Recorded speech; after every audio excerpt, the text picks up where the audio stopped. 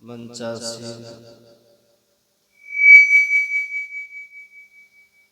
परम वंदनीय परम पूज्य साधु समाज के चरणों में नमन। परम आदरणीय सत्संग प्रेमी महानुभाव, धर्मानुरागी माताओं एवं धर्मशिला,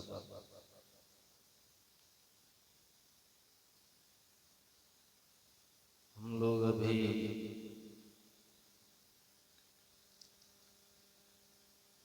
जोगी बाबा से सुन रहे थे। अभी का जो पाठ है वह यम और नचिकेता का संवाद है। नचिकेता पिता के क्रोधित होकर मृत्यु को दान किए जाने के बाद यमराज के यहाँ गया है और यमराज उसके पितृभक्ति से प्रसन्न होकर 3 वरदान मांगने को कहा। पहले वरदान में उसने अपने पिता के लिए क्षमादान मांगा। दूसरे वरदान में उसने यज्ञ की महिमा की बात पूछी। तीसरे वरदान में उसने आत्मा के रहस्य को जानने का प्रश्न किया। और जब नचिकेता ने पूछा कि कुछ लोग कहते हैं कि आत्मा है, कुछ कहते हैं नहीं है,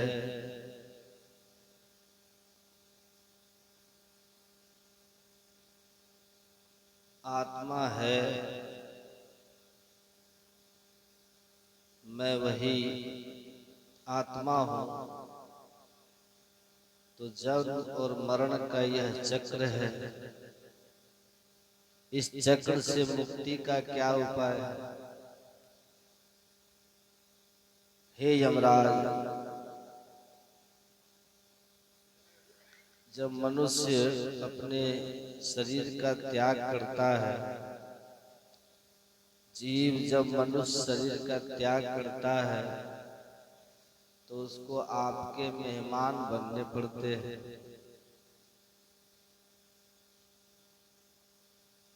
आप उसको शुभ शुभ कर्मों का फल देते हैं, स्वर्ग नरक के रूप में, और फिर उसका पुनर्जन्म कर्मानुसार विभिन्न योनियों में। और इस जीव को बहुत दुख होता है। तो आप मुझे वरदान के रूप में यही ज्ञान दीजिए कि आत्मा क्या है और किस तरह वह आपके चक्र से मुक्त होगा। मरने के बाद आपका मेहमान न बनना पड़े,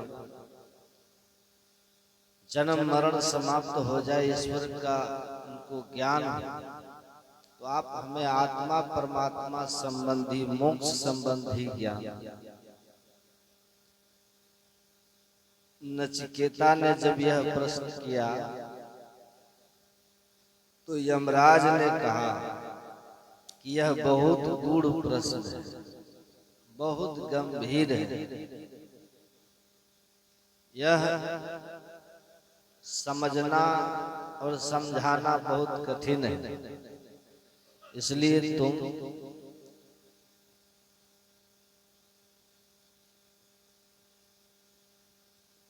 इस सवाल का जवाब छोड़ दो, इसके बदले तुम धरती के पर जितना दिन आयु चाहो मांग लो, जितना बड़ा राज्य चाहिए मांग लो, जितना धन वैभव चाहिए मांग लो। नचिकेता ने कहा आयु कितनी भी लंबी हो, एक दिन तो खत्म हो जाएगा। 100 की जगह 1000 वर्ष, लाख वर्ष मांग तो भी तो खत्म हो जाएगी। धन कितना भी मांग ले, उसको भी एक दिन छोड़ के जाना पड़ेगा। कितने भी बड़े राज्य का हम राजा हो जाए, राज्य भी हमको त्यागना पड़ेगा। और अंत में आपने सुना ही, कहे कबीर अंत की बारी हाथ झाड़ जो चला जुआरी। तो अंत में फिर वही हाथ है, इसलिए हमें नहीं चाहिए। तो कहा तब स्वर्ग की आयु मांगो, जिस स्वर्ग में रहना चाहिए। 7 तरह के स्वर्गों की चर्चा है, जिसमें सबसे ऊंचा वैकुंठ को बताया। तो आपको जो स्वर्ग चाहिए मांगो, जितना दिन स्वर्ग में रहना हो मांग लो। लेकिन कल आपने सुना था कि आखिर कितना भी लंबा दिन हो स्वर्ग में, पुण्य छीन होगा तो फिर स्वर्ग को त्यागना पड़ेगा। इसलिए का नहीं चाहिए स्वर्ग, मुझे स्वर्ग नहीं चाहिए। केवल और केवल मुझे आत्मा का रहस्य बताइए, जन्म मरण का से मुक्ति का उपाय बताइए।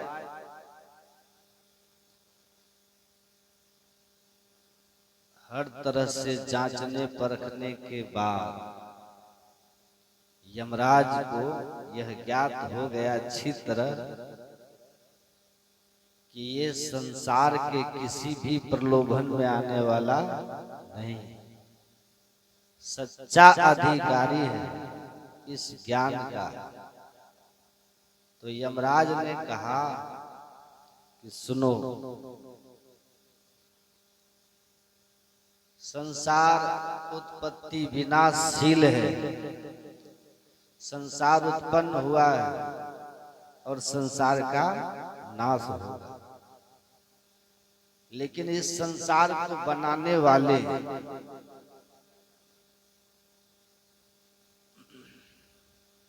को हम परमात्मा कहते हैं।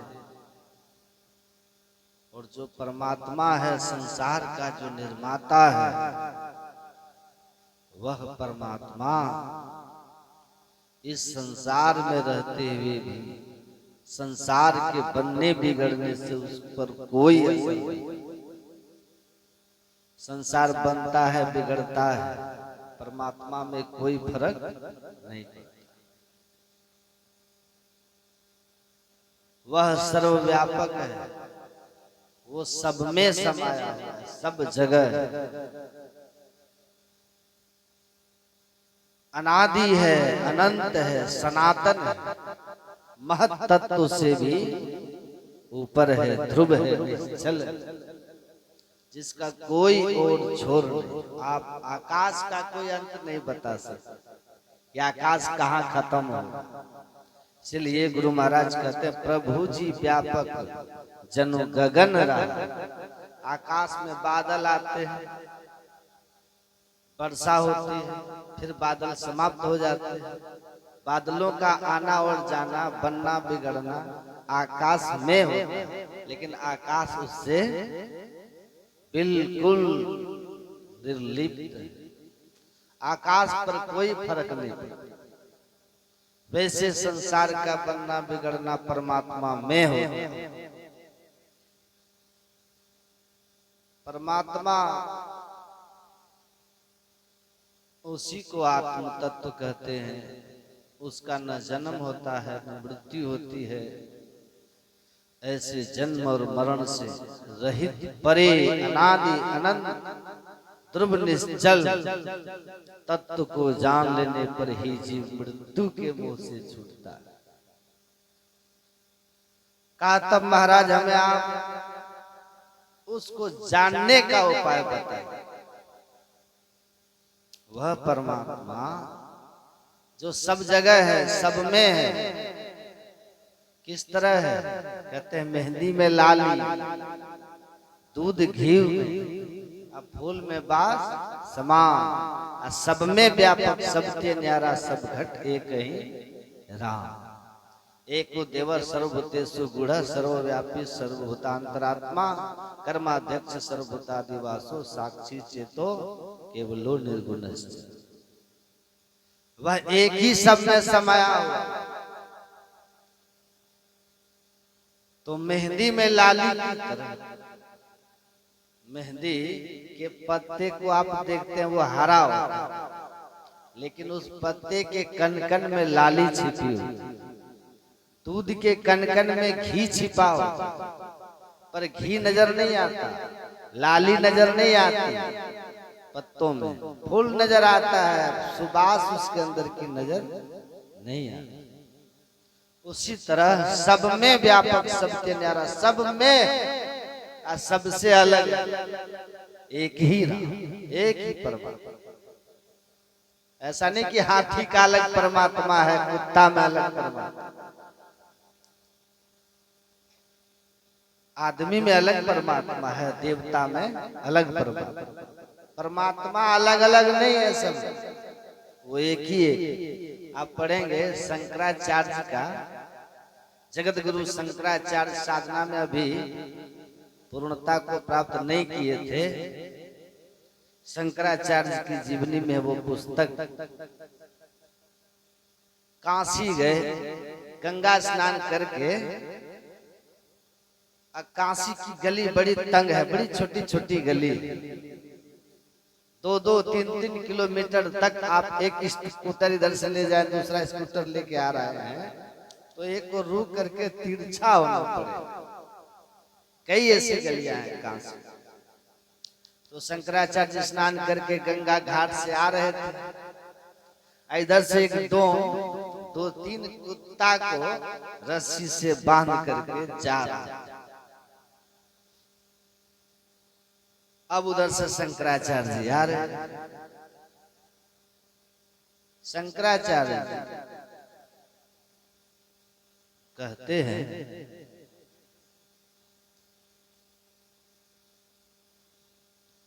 ए जी तुम एक साइड हट जाओ, अपने कुत्ते को रोको, एक साइड करो। कहा क्यों? कहा मैं गंगा स्नान करके आ रहा हूं, मैं पूजन वर्चन करने जा रहा हूं, स्पर्श हो जाएगा तुम में या कुत्ते में तो हम अपवित्र हो जाएंगे। उस डोम ने कहा, किसको कह रहे हैं, किसको कह रहे हटने के लिए? किसमें सटने से अपवित्र हो जाएंगे? कहा सुनिए, क्षितिजल पावक गगन समीरा, पंच रचित अधम शरीर। आकाश, हवा और अग्नि, जल, मिट्टी, इन 5 तत्वों से आपका शरीर बना है, और इन्हीं 5 तत्वों से मेरा शरीर बना है, इन्हीं 5 तत्वों से कुत्ते का शरीर बना। तो मिट्टी में मिट्टी सटे, हवा में हवा सटे, पानी में पानी, अग्नि में अग्नि, इसमें पवित्रता और अपवित्रता की क्या बात? जिस चीज से आपका शरीर बना उसी से तो मेरा बना, और उसी से तो कुत्ते का शरीर बना। तो शरीर भाव में तो हम तीनों बराबर हैं। और अगर आत्मा को कह रहे हैं हटने के लिए, तो आत्मदृष्टि,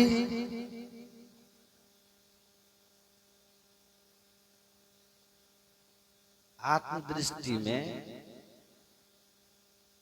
तो आप लोग समझ लीजिए, ईश्वर अंश जीव अविनाशी चेतन अमल सहज सुखराज।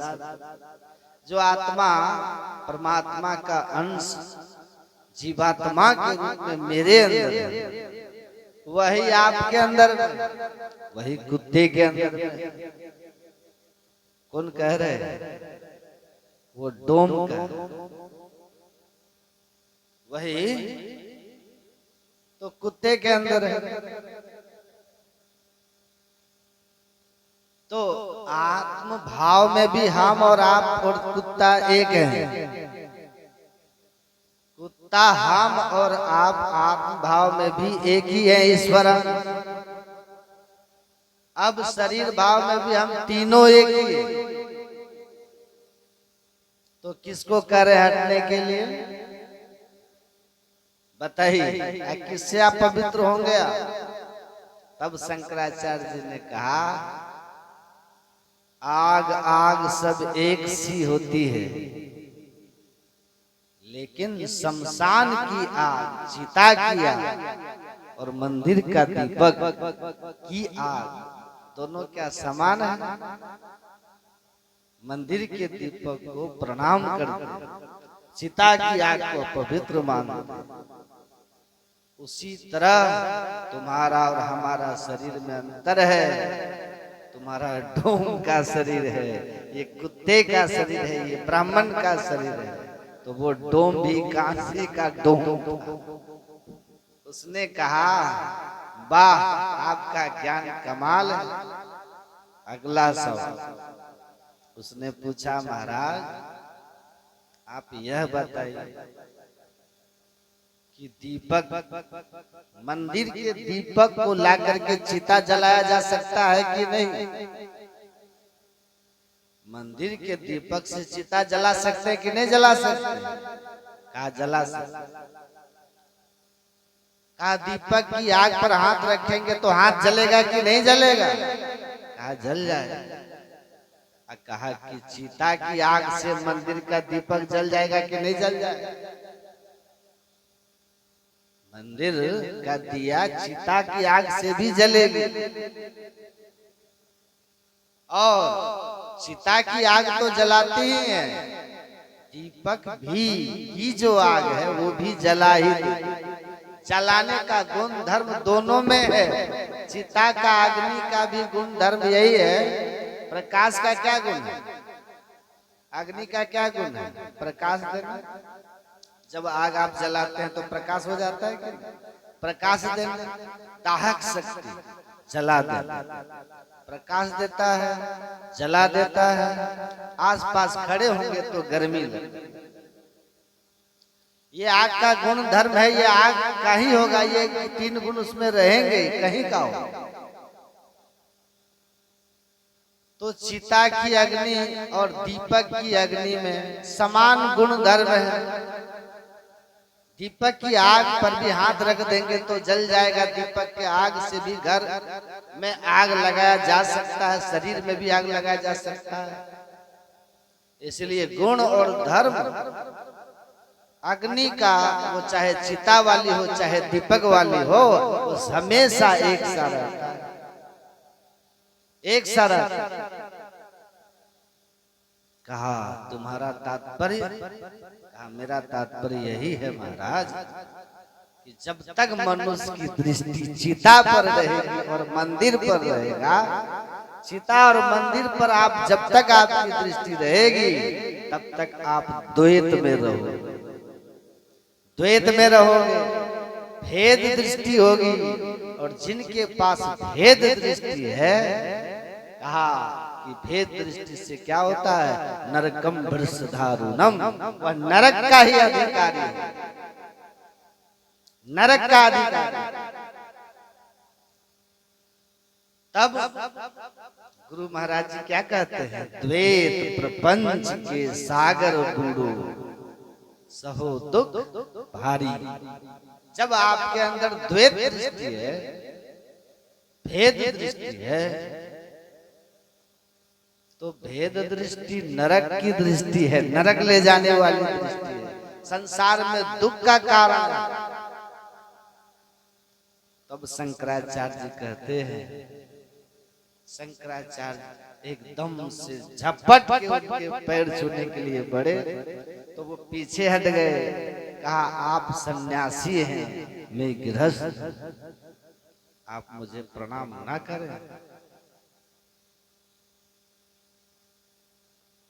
शंकराचार्य जी कहते हैं कि यह ज्ञान,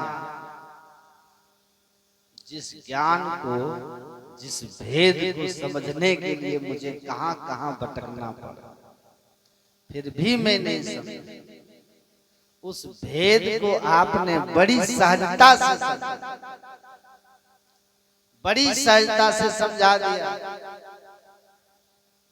गुरु नाम है ज्ञान, ये दुर्लभ ज्ञान मुझे आपसे मिला, इसलिए मैं आपको प्रणाम करता हूं।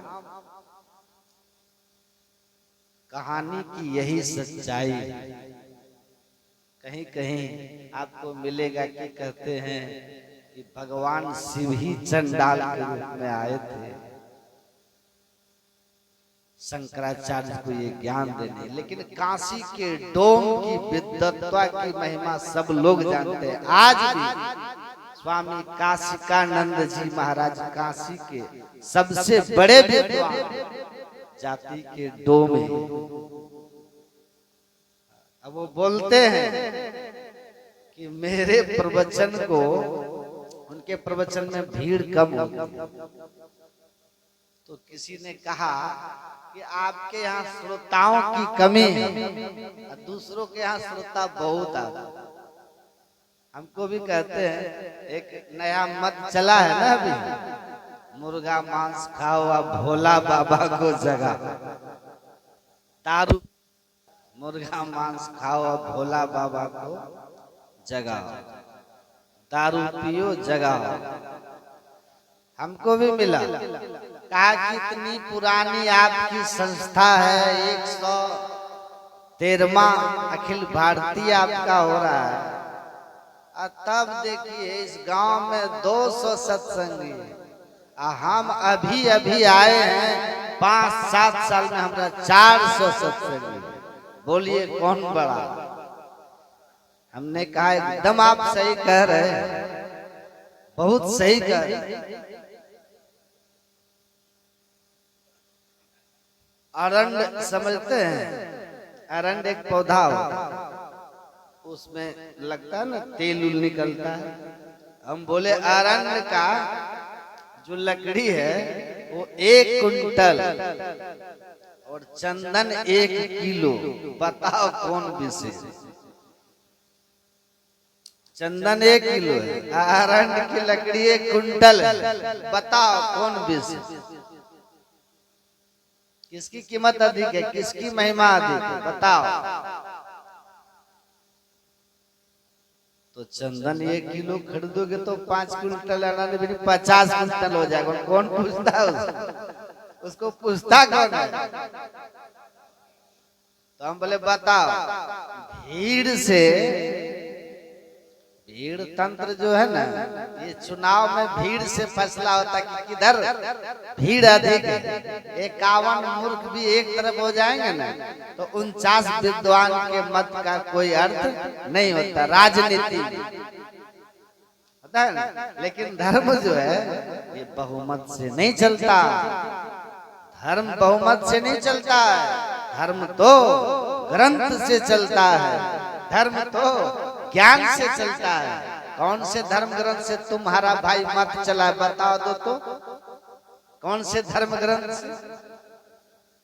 तो चुप हो गए। तो बहुमत नहीं चाहिए, यहाँ बहुमत नहीं, यहाँ तो शास्त्र मत है। यहाँ न पक्षपात का चिराग हो, वेद पुराण संत मत भागो।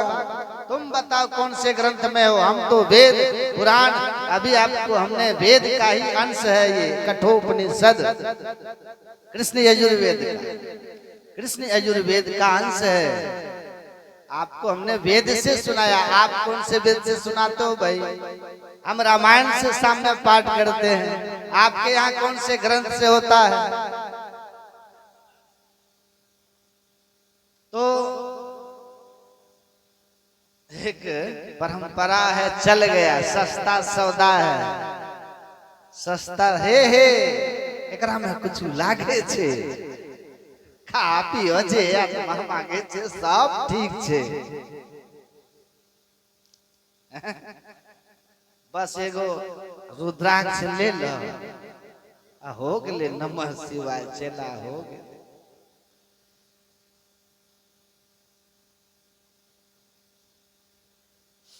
तो चल गया।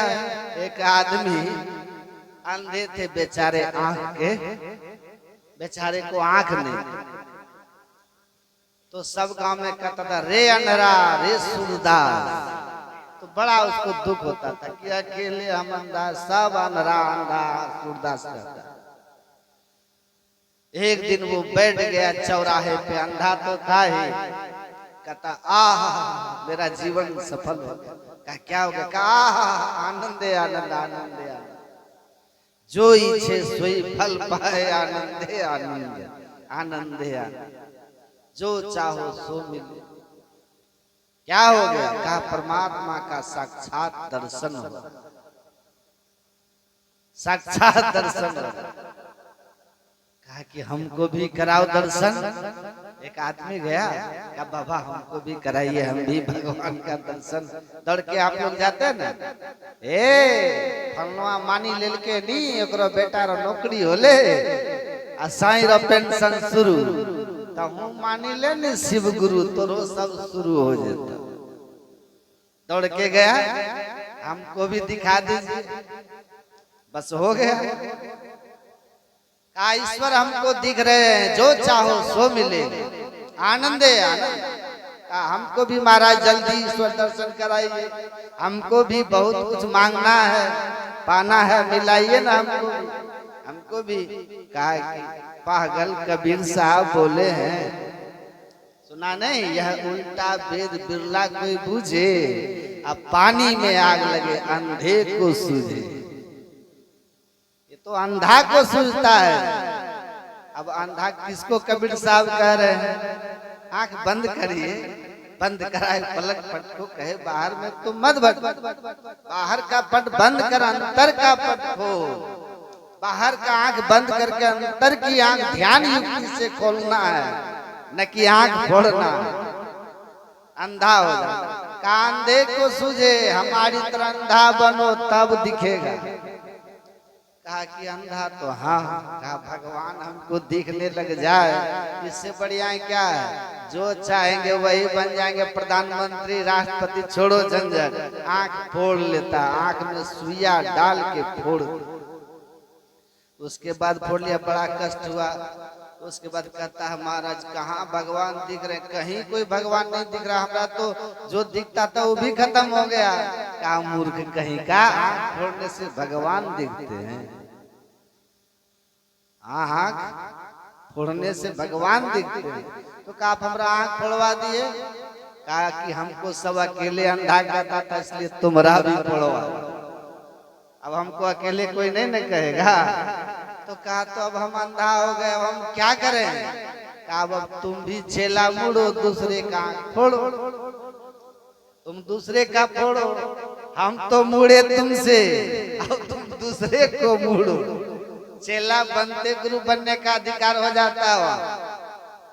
तो परमात्मा का जो ज्ञान है शास्त्र से चलता है, धर्म कोई भी चीज है शास्त्र में है ना, है कि नहीं? अच्छा मान लीजिए मैं सत्यनारायण पूजा घर में कोई कराता है, तो सत्यनारायण व्रत की कथा भविष्य पुराण में लिखा हो है ना। छठ व्रत ही आप लोग करते हैं, तो छठ व्रत का भी महाभारत में प्रसंग आया।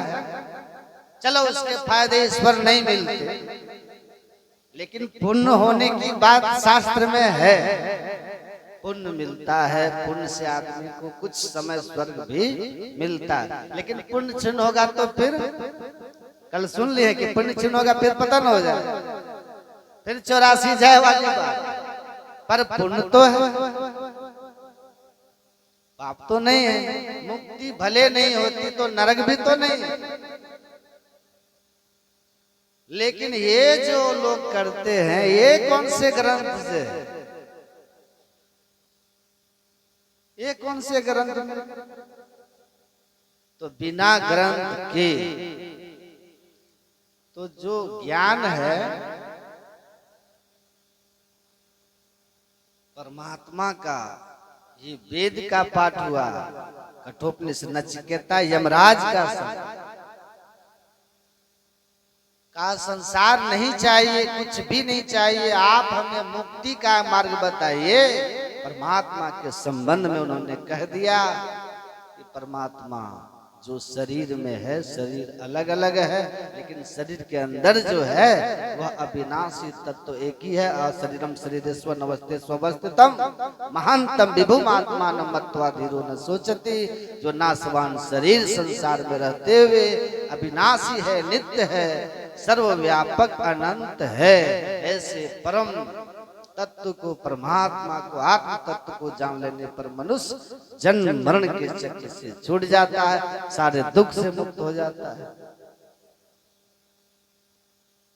जब उसने इस तरह से कहा यमराज, शरीर नहीं शरीर में रहने वाला, शंकराचार्य को कहा ना कि शरीर भी सबका एक, आत्मा भी सबकी एक, लेकिन शरीर का उत्पत्ति होता है और शरीर का नाश होता है। आत्मा का न जन्म होता है न आत्मा की मृत्यु होती है, वो तो अजर अमर अविनाशी है। वसांस जीर्णानि यथा विहाय नवानि गृह्णाति नरोपराणि तथा शरीरानि विहाय जीर्णानि न्यानि संयाति नवानि दे। का जैसे इस वस्त्र को आपने पहना, फिर इसको खोल देंगे, पुराना होगा, फट जाएगा, फिर दूसरा वस्त्र पहन लेते हैं, उसी तरह शरीर वस्त्र की तरह, शरीर वस्त्र की तरह है। आत्मा शरीर को बदलती है लेकिन मरती नहीं है। तो आपको याद है अब तक कितने वस्त्र पहने हैं, कौन कौन से रंग के नहीं बता सकते, बचपन से अभी तक। तो जब से सृष्टि है तब से आप आत्मा के रूप में, हम लोग इस संसार में जीव रूप में हैं। तो हमें कैसे याद रहेगा कि हम कितने शरीर को बनाए और छोड़े। तो कहते हैं इसको जान लो, तुम शरीर नहीं हो, शरीरी हो, और शरीर नाश होगा, तुम्हारा नाश नहीं होगा। तुम जो हो उसको पहचान लो। अपनी पहचान जब कर लोगे तो अपनी पहचान होते ही परमात्मा जो सब जगह है उसकी पहचान हो जाएगी, और उसकी पहचान होते ही तुम्हारी मुक्ति हो जाएगी, तुम परम कल्याण को प्राप्त हो जाओ। तो कहा महाराज उसको पहचानने का उपाय क्या है ये भी बता दे। उसको पहचानने का उपाय क्या है बता दीजिए। देखिए जमराज कह रहे उठो जागो, उत्तिष्ठत जागृत प्राण प्राणिबोधत सुरस्य धारा निशिता दुरत्या दुर्गम पतस्तत् कवयो बद। काहे नचिकेता, हमने सुना है कि वह परमात्मा जो सब जगह है, सब में है, आकाश की तरह व्यापक है, लेकिन नजर नहीं आता है क्योंकि घूंघट का पट खोल रहे। घूंघट है चेहरे पर, जीव के ऊपर घूंघट। किसका घूंघट है? माया का, माया का घूंघट।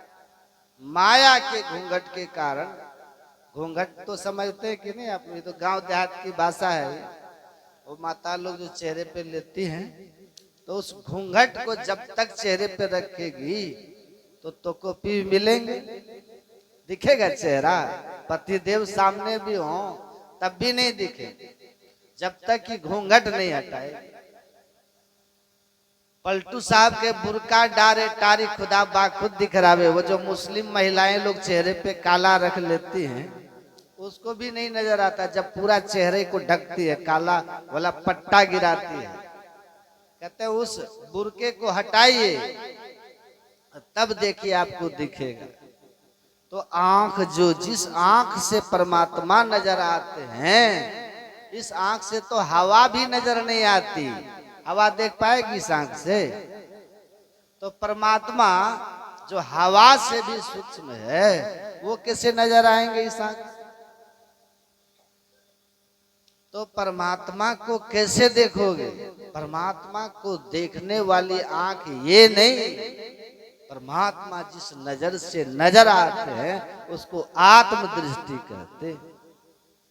आत्मदृष्टि, तो आत्मदृष्टि से परमात्मा का दर्शन होता है। वो आत्मदृष्टि अभी हमारी माया के पर्दे के कारण बंधा हुआ है, या कहिए आप स्वयं अपने ऊपर पर्दा जो रखे हैं, इसलिए आप न अपने को पहचानते हैं ना परमात्मा को। इस शरीर में वस्त्र है तो शरीर हम देख पा रहे हैं अपना, वस्त्र हटाएंगे तो अपने शरीर को देखेंगे। वैसे ही आत्मा के ऊपर आवरण है, उसको आप नहीं देख रहे। और एक शरीर रहता ना तो मर जाते तो आत्मदर्शन हो जाता, मुक्ति हो जाती। लेकिन एक शरीर ही नहीं है। ये जैसे कपड़ा के नीचे हम गंजी पहने हुए हैं ना, ठंडी में एक स्वेटर पहनते हैं, फिर देखिएगा कि कुर्ता है, फिर गंजी है ना, तब जाके दे। वैसे ही चेतन आत्मा के ऊपर जड़ का 4 शरीर है। मरते समय जो आराम से ये जो साधारण मृत्यु हम लोग की होती है, तो एक कपड़ा खोल करके हम उतार दिए, बाकी 3 जड़ का आवरण के साथ चेतन निकल जाता है। इसलिए 3 जड़ावरण रहने के कारण फिर पुनर्जन्म चौथा शरीर हो जाता। आम की गुठली को आप अगर आम खा लिए, गुठली जमीन में फेंकिए तो गाछ हो जाए, वैसे ही गाछ हो जाता, फिर नया शरीर आ जाता है, चौथा शरीर। संत लोग कहते हैं कि सबको हटा दो, चारों शरीरों को। अगर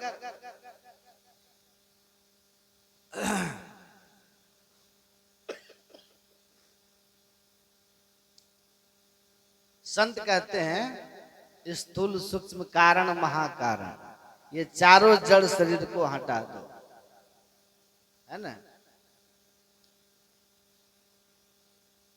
ध्यान से और श्रद्धा से सुनिए, समय पे खत्म करेंगे, है ना। कितना टाइम हो गया?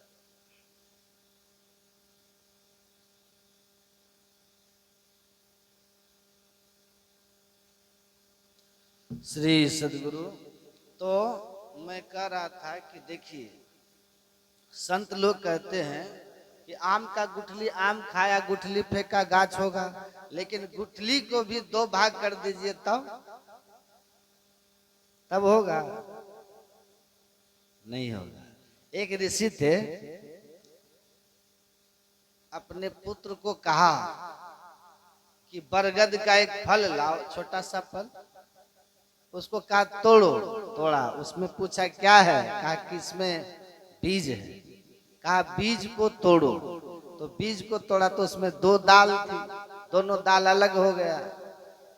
दोनों दाल अलग हो गया तो पूछा कि आप बताओ इसके बीच में क्या है? कहा कुछ नहीं। कहा कि जब बीच में कुछ नहीं है तो फिर दोनों दाल को अलग अलग लगाओ तो लगेगा? चना का 2 भाग करके, मूंग का ही 2 भाग करके 2 दाल है, उसको अलग अलग लगाइएगा तो लगेगा? तो दोनों के बीच में जिसको तुम कह रहे हो वो कुछ नहीं है, वही सब कुछ है। वही सब कुछ है, बस तुमको नजर नहीं आ रहा, नजर नहीं आ रहा। अनाज है, गेहूं है, मक्का है, खेत में डालते हैं, उसके अंदर पौधा, उसको थोड़ा गर्म कर देते, भूंज देते, फिर डालेंगे खेत में तो कीड़े पड़ जाए, फसल नहीं होगी। तो वो जो गर्म करने के बाद उसमें जो खत्म हो गया वही चेतन है। वो समाप्त, वो निकल गया उससे। अब उसमें कोई उपाय नहीं है पौधा हो। इस शरीर से अंतर साधन करके जब निकलते हैं तो एक ही शरीर से नहीं निकलते। जीव के ऊपर जितने भी स्थूल सूक्ष्म कारण महाकारण के चारों शरीर है भीतर भीतर, वो आपको नजर नहीं आते। वो सूक्ष्म शरीर इस दृष्टि से नजर नहीं आती। अंतर साधन करके जिस महापुरुष को अंतर दृष्टि, दिव्य दृष्टि हो जाती है, वो देखने लगता है कि सूक्ष्म शरीर निकल के जा रहा है। उसको नजर आ। हमारे साथ एक महात्मा जी जा रहे थे, हमको बोले कि यहाँ प्रेत रहता है। हम बोले कि एक तो रात का समय, ऊपर से प्रेत कल बोलते हैं, कोनो अच्छा बात बोलिए। बांस के झाड़ के पास रुके थे, लघु शंका कर, तो कहते यहाँ है, यहाँ कहे रोक दिए, यहाँ प्रेत रहता। तो हम बोले हाँ प्रेत रहता। मतलब वाला बात काहे बोलते हैं, भूत प्रेत? तो हमको कहता हाँ हो प्रेत रहता है। बोला ना, तो हम बोले कि किधर है प्रेत बताइए तो बोलता है कि इस बांस में नहीं, इस बांस में। अब वो जैसे बोला ना कि इस बांस में है, पूरा बांस हिला के वो प्रेत बता दिया कि हाँ हम हैं। पूरा बांस हिला दिया। तो हम बोले कि देखिए, उसको कुछ था ना, कुछ विद्या उनके पास हमसे विशेष थी, जिससे उन्होंने कहा कि इसमें नहीं इसमें है। वो पूरा एकदम से बांस हिलाया कि हाँ हम हैं जी। हम बोले कि ये बदमाश आदमी होगा, पहले मर करके भूत बना है, इसीलिए निडर है। प्रेतों में है भाई, निडर है। तो हम बोले कि चलिए चलिए, तब यहाँ से चलिए, हटी जल्दी, कौन ठिकाना है इसका कूद जाए देह पर। ये बदमाश भूत है। एक भूत पकड़ा था एक आदमी को, ओझा आया, हनुमान चालीसा पढ़ने लगा। संत नगर है ना, कुप्पा घाट के बगल में, आकर के हनुमान चालीसा पढ़िए, भूत भाग जाएगा। श्री गुरु चरण सरोज निज मन मुकुर सुधार, बड़नौ रघुवर विमल जसु जो जाय फल चार। बुद्धिहीन तनु जान के, जैसे कला बुद्धिहीन तनु जान के बोला, तो भूत वो साथे साथ बोलने लगा, सुमिरो पवन कुमार कुल बुद्धि विद्या देहु मही हरहु कलेश विकार। जो हनुमान चालीसा पढ़ रहा था, वो कहता है सखट भूत है, ये तो खुदे हनुमान चालीसा पढ़ रहा है, ये क्या भागेगा? ये क्या भागेगा हनुमान चालीसा से? सखट भूत। तो भूत भी हनुमान चालीसा पढ़ने लगता है। तो वही बात।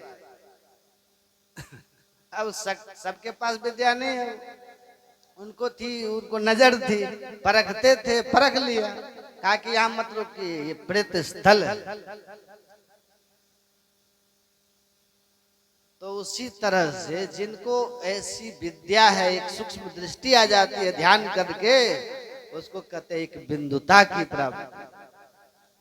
वही बात अभी समझा रहे नचिकेता कि यमराज कह रहे हैं कि वो जो परमात्मा की ओर जाने वाला रास्ता है ना, जिससे सब शरीर, सारे घूंघट, सारे आवरण से आत्मा मुक्त हो जाती है और अपने को पहचान लेती है कि मैं चेतनात्मा हूं।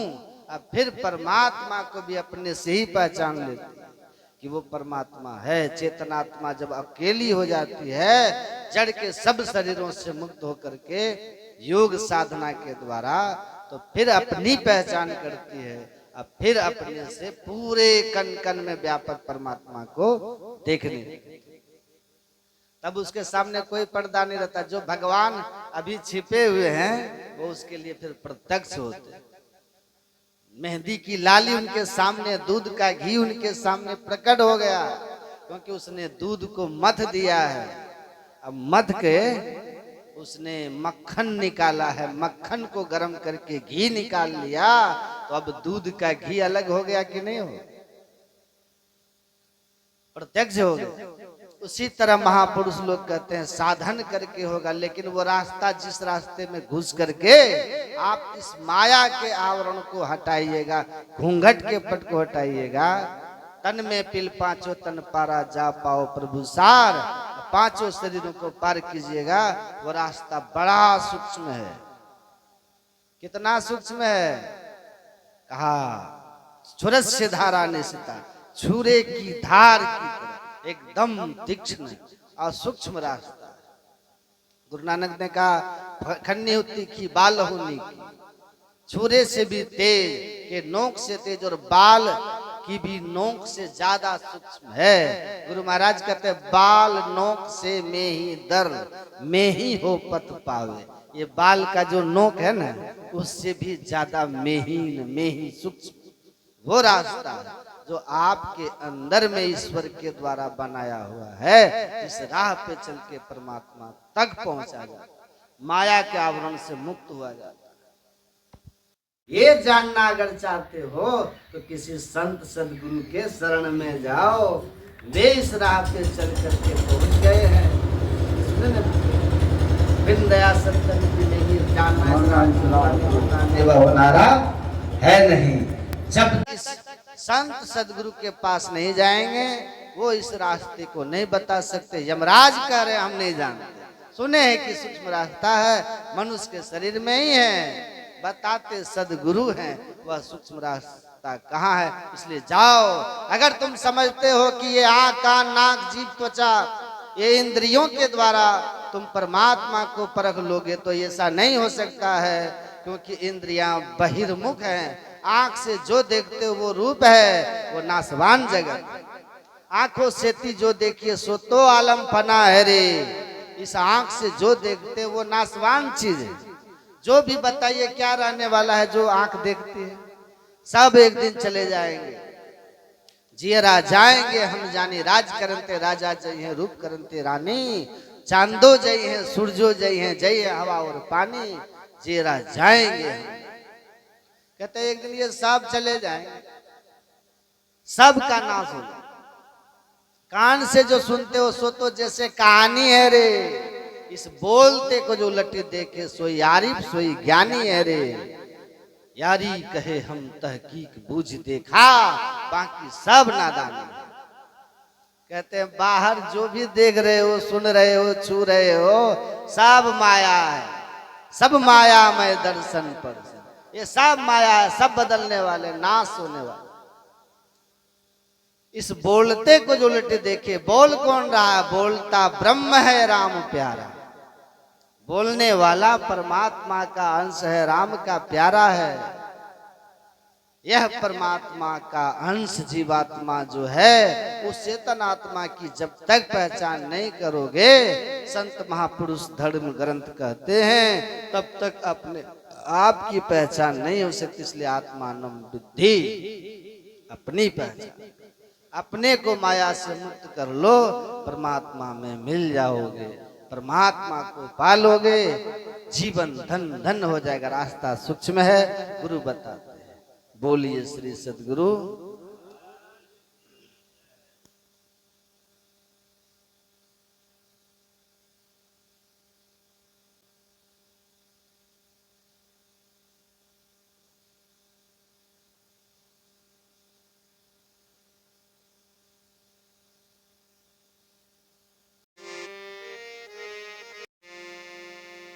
गुरु महाराज की जय।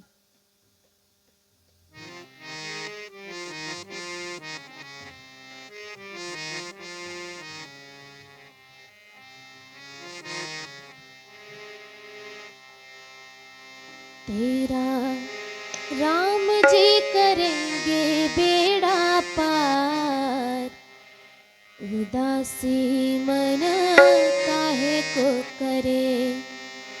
तेरा राम जी करेंगे बेड़ा पार, उदासी मन काहे को करे। तेरा राम जी करेंगे बेड़ा पार, उदासी मन काहे को करे। काहे को करे रे, काहे को करे, काहे को करे रे, काहे को डरे। तेरा राम जी करेंगे बेड़ा पार, उदासी मन काहे को करे। तेरा राम जी करेंगे बेड़ा पार, उदासी मन काहे को करे।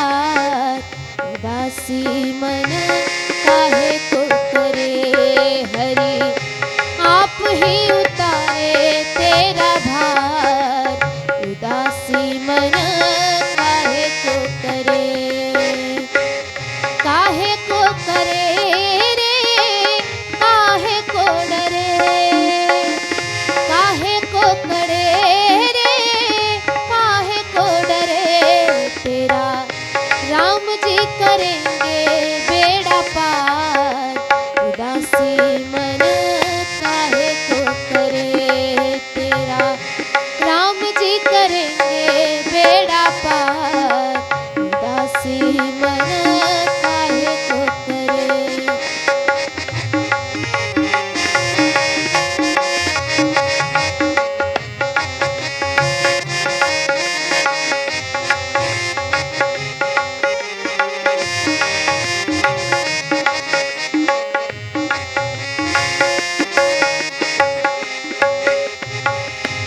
ये काबू में मझधार उसी के, ये काबू में मझधार उसी के, हाथों में पतवार उसी के।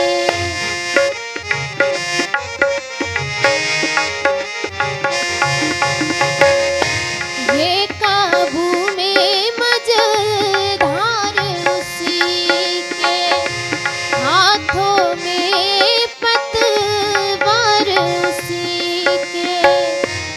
बाजी जीत ले चाहे तुम हार उदासी मन काहे को करे। बाजी जीत ले चाहे तुम हार उदासी मन काहे को करे।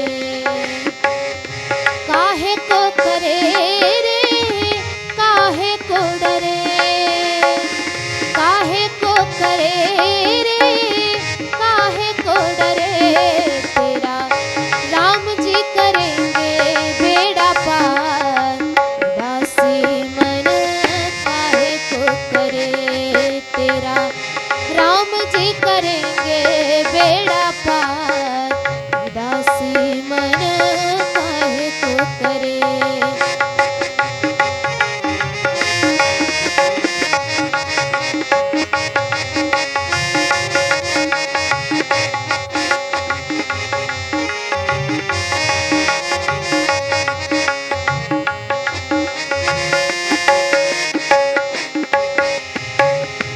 गर निर्दोष तुझे क्या डर है, गर निर्दोष तुझे क्या डर है। पग पग पर साथ ईश्वर है।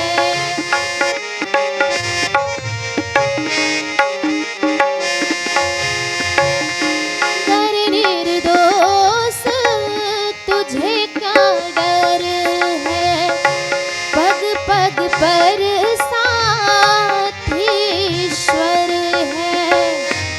जरा भावना से कीजिए पुकार उदासी मन काहे को करे। जरा भावना से कीजिए पुकार उदासी मन काहे को करे। तेरा राम जी करेंगे बेड़ा पार उदासी मन काहे को करे। काहे को करे रे काहे को डरे, काहे को करे रे काहे को डरे। तेरा राम जी करेंगे बेड़ा पार उदासी मन काहे को करे। तेरा राम जी करेंगे बेड़ा पार उदासी मन काहे को करे।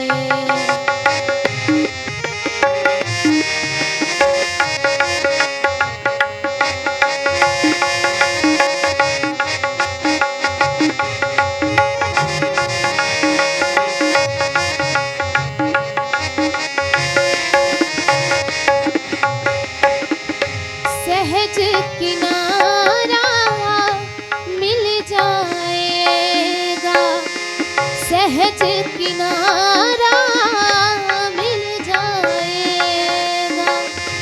परम सहारा मिल जाएगा।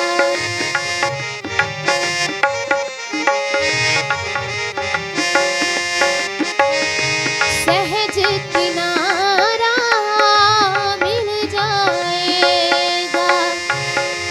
परम सहारा मिल जाएगा। डोरी सौंप दे उसी के अब हाथ, उदासी मन काहे को करे। डोरी सौंप दे उसी के अब हाथ, उदासी मन काहे को करे। तेरा राम जी करेंगे बेड़ा पार, उदासी मन काहे को करे।